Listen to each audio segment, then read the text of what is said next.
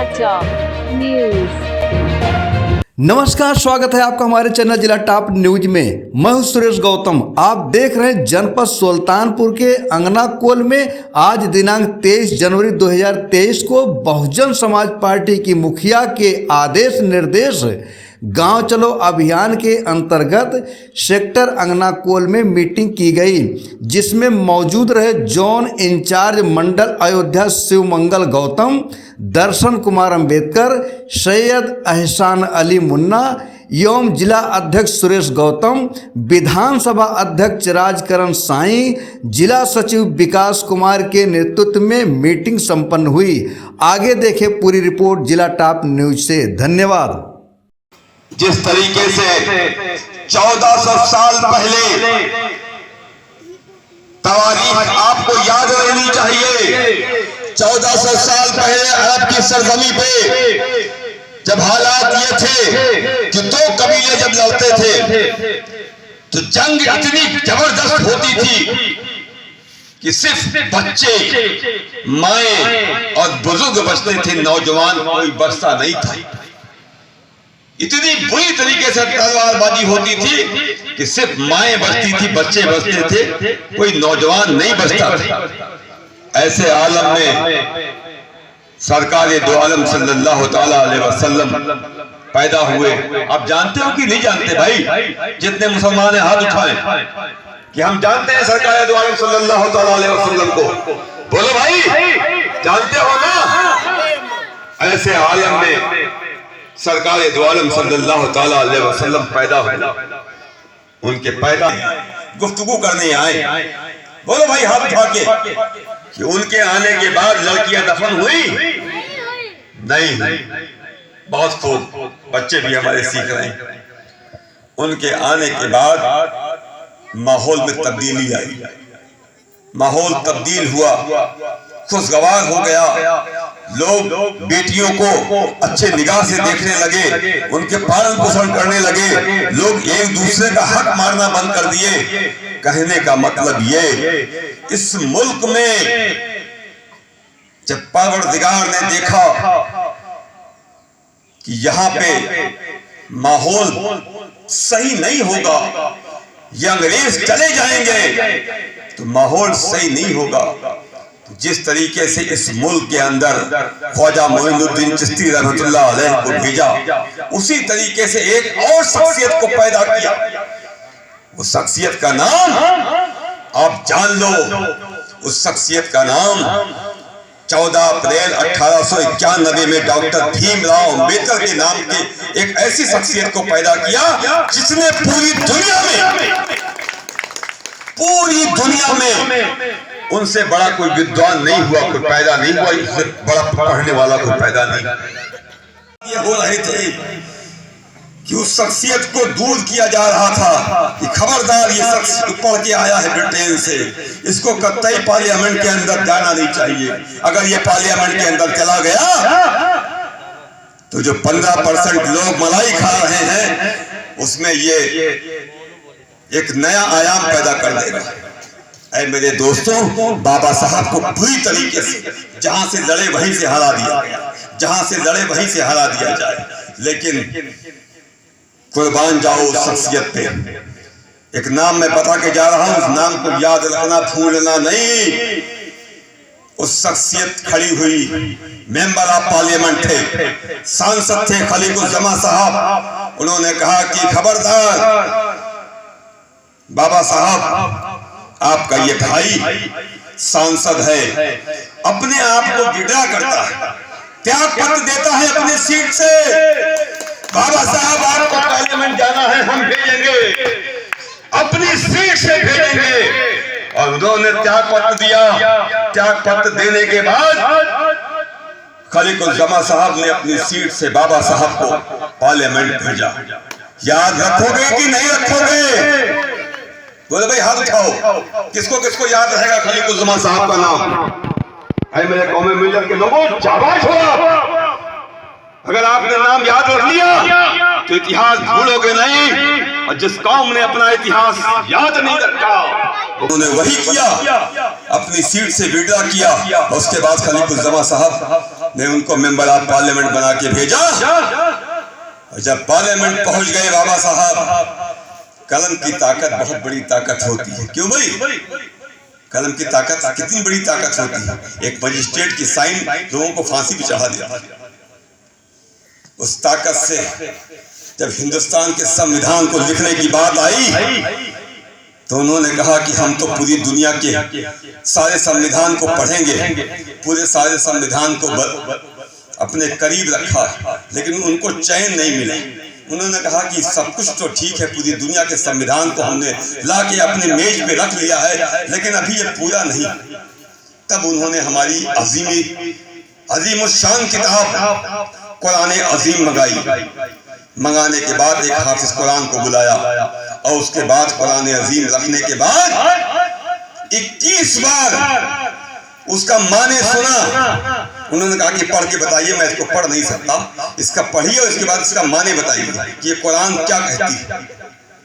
21 बार उसके माने को सुना।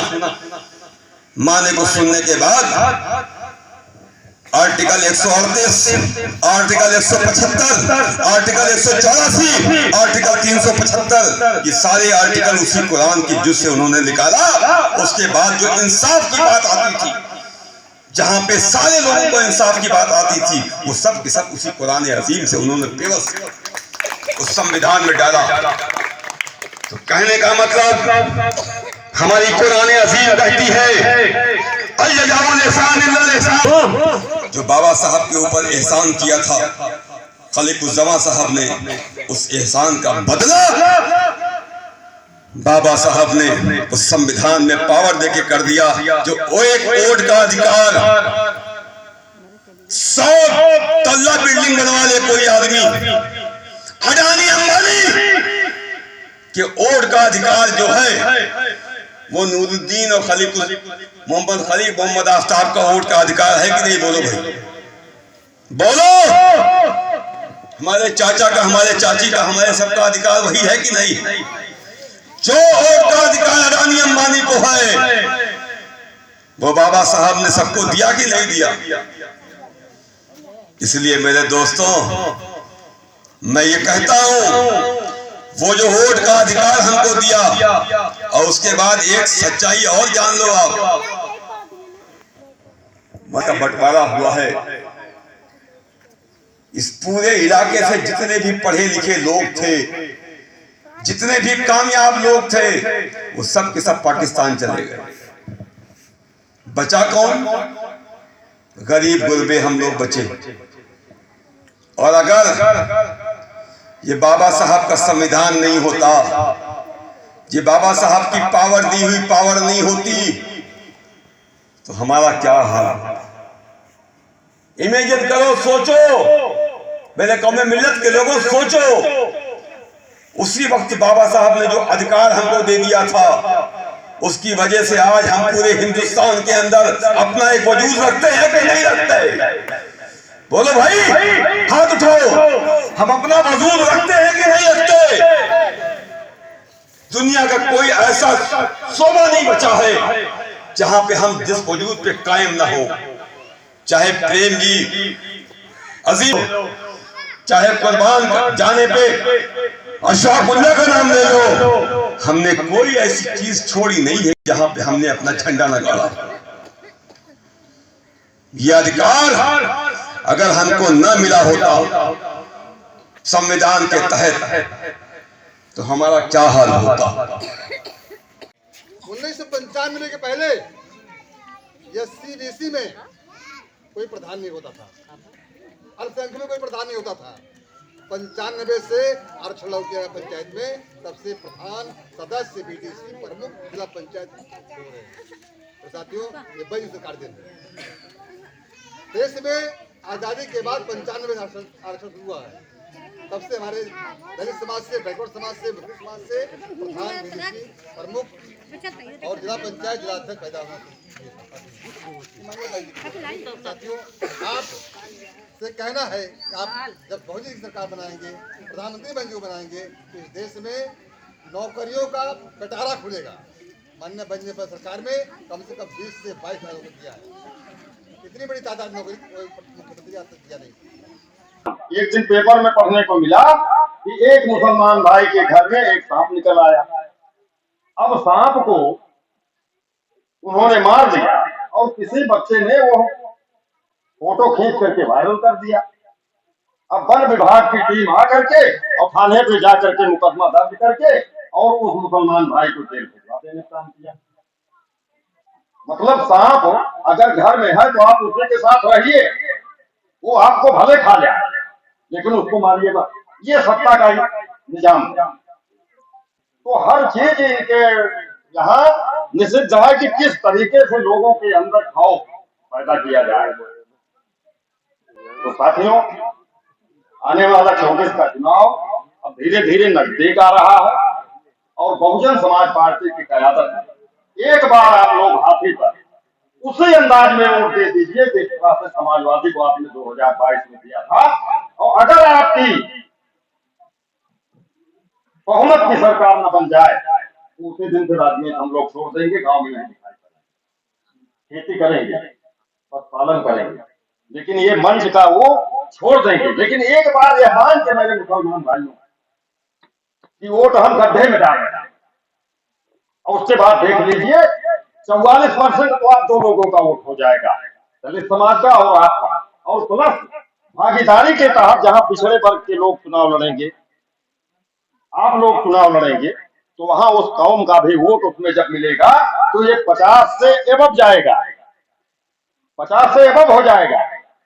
और उसी दिन ये चारों खाने चित्त हो जाएंगे। ये अंक गणित है, ये मुद्दे सिद्धांतों की लड़ाई नहीं है। कहाँ है सिद्धांत, कहाँ है मुद्दे। तो साथियों, बहुत बहुत आप लोगों का शुक्रिया अदा करता हूँ। काफी देर से, बड़े सब्र से आप लोगों ने मेरी बातों को सुना, हम आपके शुक्रगुजार हैं। और आपको आने वाले दिनों में यह है, हम गुजारिश करते हैं कि एक बार आप आजमाइए और निश्चित रूप से कानून का राज होगा और भय मुक्त समाज होगा। साथियों, इन्हीं शब्दों के साथ आपके महफूज मुस्तकबिल की ख्वाहिश रखते हुए कि ऊपर वाला आपको महफूज मुस्तकबिल अता फरमाए, आपके बच्चे आने वाले मुस्तकबिल में कामयाब हो, मुल्क का और कौम का नाम रोशन करें और देश में अमन चैन और भाईचारे का एक पैगाम जाए। और उसी के साथ साथ इस कोर्ट की अंक गणित को समझकर एक बार हाथी चुनाव निशान पर एक तरफा मुत्तहिद होकर के बटन दबाएं और उस नतीजे को भी काउंटिंग में देख लीजिएगा। मेरे भाइयों, मैं बहुत ज्यादा नहीं बोल रहा हूँ, ये बात अच्छा सच्ची होगी। मोहम्मद इलियास खान जी यहाँ पर उपस्थित सभी हमारे दूर दराज से चलकर आए हुए माताएं, बहनें, नन्हे मुन्ने बच्चों, पिता बुजुर्गों को मैं अपनी तरफ से यहाँ पर सभी का सम्मान आदर करते हुए, सम्मानित साथियों, जैसा कि अभी हमारे आपके बीच में सभी वक्तागण ने बहुजन समाज पार्टी मान्य बहन कुमारी मालती जी के किए गए कार्यकाल को, 4 बार के शासन काल को बहुत ही जिम्मेदारी के साथ इस तरीके से मान्य बहन जी ने इस प्रदेश को संवारने का, सजाने का, कानून व्यवस्था से लेकर के उस अंतिम पंथ में बैठने वाले व्यक्ति तक जो भी योजना सरकार की हुआ करती थी, मान्य बहन जी की बनाई गई योजनाएं जो भी हुआ करती थी, वो अंतिम व्यक्ति तक पहुंचाने का काम मान्य बहन जी ने किया। तो सम्मानित साथियों, क्योंकि सीनियर साथी सभी बैठे हैं, समय भी ज्यादा हो रहा है, बताना इतना ही चाहते हैं कि मान्य बहन जी के 7 से 12 की सरकार में जो भी 26 जन कल्याणकारी योजनाएं चलाया है माननीय बहन जी ने, आज जिनके घर में बेटियां जन्म लेती हैं उनके घर का के लोग मायूस हो जाते थे।